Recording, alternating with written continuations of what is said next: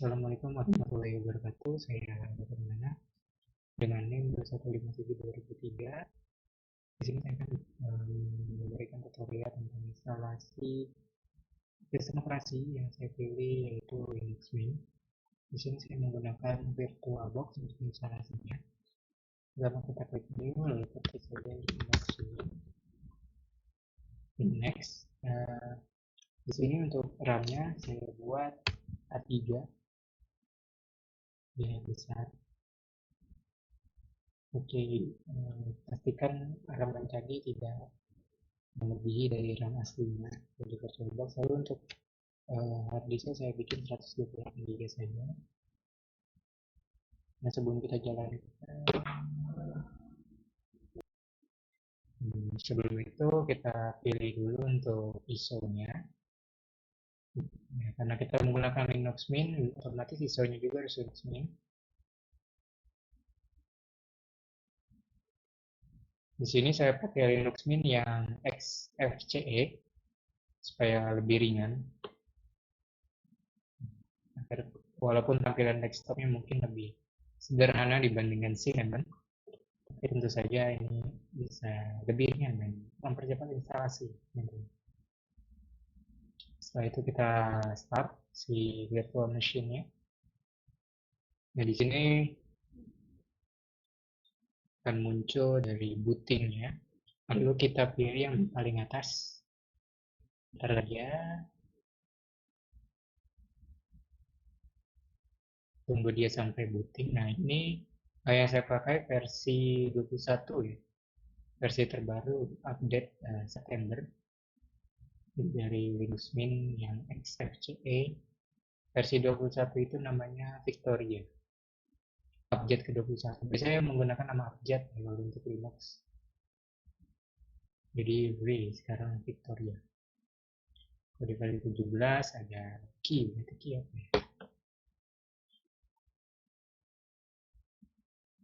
Ya, ini tampilan awal dari si Linux Mint ya.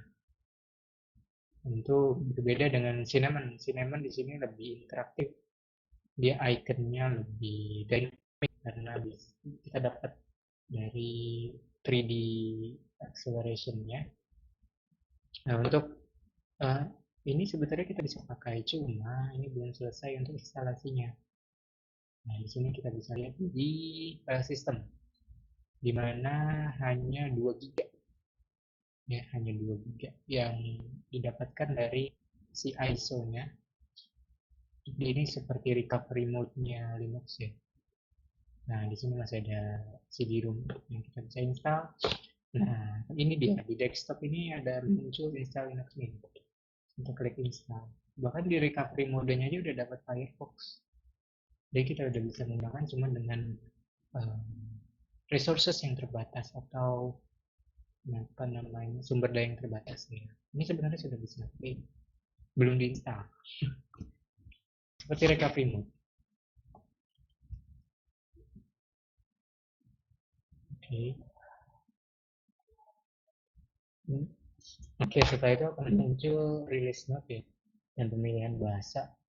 Ya, tentu kita pilih Inggris saja atau continue. Nah, di sini ada keyboard layout, defaultnya United States tentu, global yang dipakai United States, keyboard ASD, keyboard QWERTY, sorry.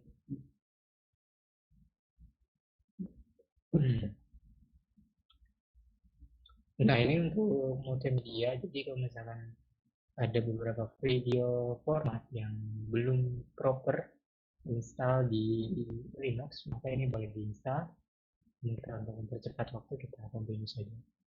Jadi misalkan untuk kebutuhan editing, untuk kebutuhan render, ini perlu diinstal karena codec dan multimedia kan itu berbeda-beda ya, video, ada MP3, suara itu berbeda, ada yang H264, ada yang HPEC, nanti makanya diinstal di sini untuk menyesuaikan beberapa codec agar bisa di play, agar bisa di render. Nah, ini untuk partisi atau installation type ya. Di sini ada erase this and install next dan ada something else. Something else ini Kita party sendiri, kita buat ukuran sendiri, jadi kita pilih home-nya yang mana, root-nya berapa, lalu mungkin ada var-nya berapa nanti. Nah, sedangkan kalau yang RS design file ini automatically, jadi bakalan di partisi otomatis oleh si Linux-nya itu sendiri. Nah, di sini ada advanced feature. Advanced feature ini tentang partisinya juga. Di sini ada LVM. LVM itu local file management.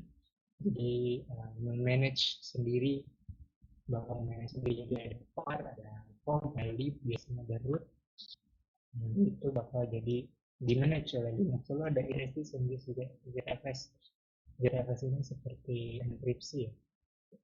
Oke, langsung kita non saja untuk partisi otomatis saja. Nah, lalu dia akan memberikan sebuah warning di mana yang terdetek itu di SCSI 3 bahwa sebagai ESP dan sebagai X4. Jadi ada dua partisi yang dipakai, yaitu ESP dan X4.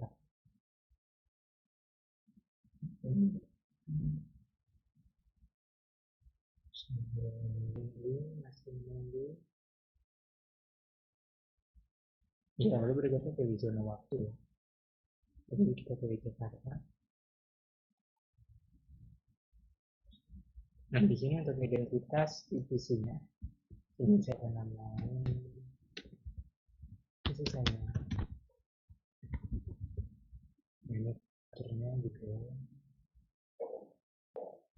nggak suka pakai box. Nah, itu untuk username-nya yang harus diingat dan passwordnya juga. Karena untuk pertama kali login harus masuk password, kecuali kalau nanti ketika login automatically itu ketika masukin password ya udah ya harus masuk ulang. Jadi otomatis. Tapi karena mungkin ada hal-hal yang bisa dibilang rahasia ya disarankan untuk menggunakan password. Ya, nah, setelah itu kita tunggu di sini, mungkin di sini akan sedikit lama dan tergantung dari spesifikasi komputer atau laptop, karena ini terjadi proses penginstalan package, partisi, dan penyempurnaan instalasi. Biasanya bisa makan waktu 10 sampai 30 menit, itu paling cepat tergantung dari spesifikasi dan kecepatan dari si laptop itu sendiri. Jadi mungkin bisa di skip. Nah, ini ada lognya. Jadi ketika momen ini sedang membaca trik-trik dari si sistem operasi. Di sini ada partisi juga, jadi kita bisa lihat di sini bahwa sedang ada penyesalan apa, sudah sampai proses mana. Gitu. Sambil menunggu di sini Linux menawarkan ada beberapa feature-feature atau software-software yang bisa dipakai di Linux itu sendiri ya. Mulai dari feature movies, feature musik, feature browser. Jadi sama halnya seperti sistem operasi pada umum. Mereka akan menyarankan untuk menggunakan beberapa fitur atau software yang bisa diinstal di sistem operasi mereka. Ini Office yang dipakai menggunakan Libre ya, ini gratis, tidak menggunakan Microsoft Office, jadi lebih aman untuk lisensi. Oke, setelah menunggu waktu untuk instalasi, di sini akan ada window warning di mana memberitahu bahwa instalasi telah selesai. Jadi kita langsung klik restart now saja.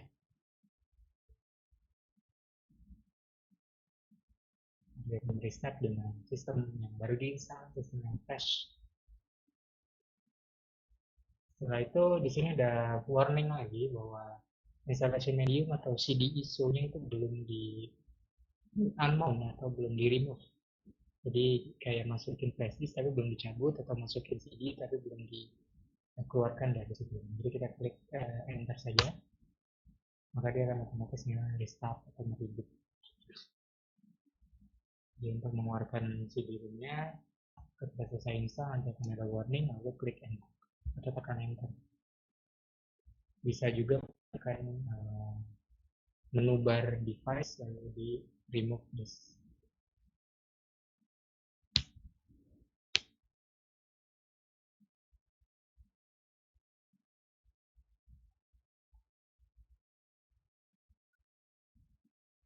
Linux Mint ini tampilannya desktop, jadi bukan berbentuk CLI, server ya. Jadi bisa digunakan untuk sistem operasi kita sebagai daily driver. Kalau kita nyaman yang menggunakan Linux, maka ini bisa jadi suatu opsi untuk tampilan desktop kita.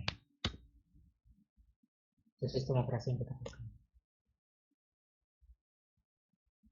Ya, tampilannya hampir sama seperti tadi di testing mode ya. Ini tampilannya sama. Hanya saja kita akan lihat satu sini.